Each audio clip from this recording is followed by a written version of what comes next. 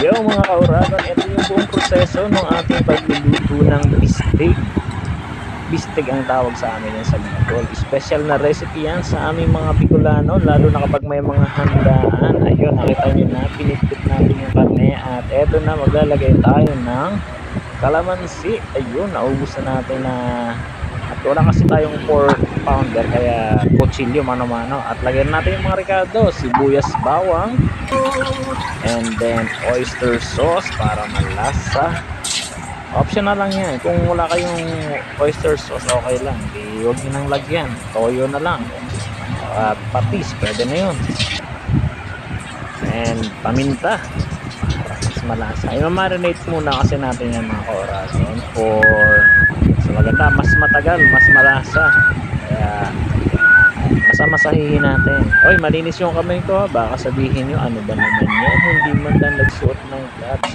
Kami naman ipakain ito, pero malinis yung kamay ko mga kauragon.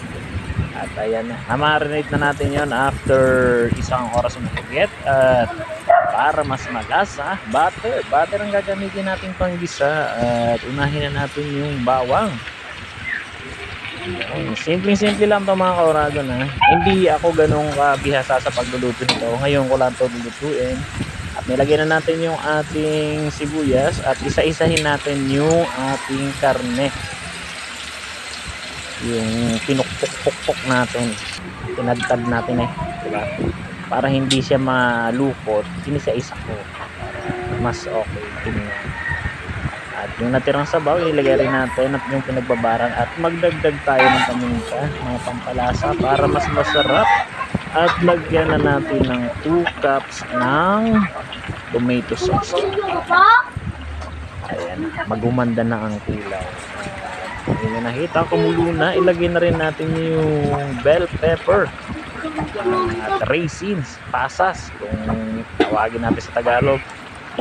Pakyan natin para mas manuot yung lasa. At okay na. Lagyan naman natin ng 2 cups ng evaporated milk.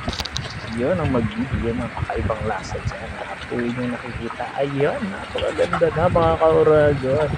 Parang tingin pa lang ay ulam na. At eto na ang ating pang final.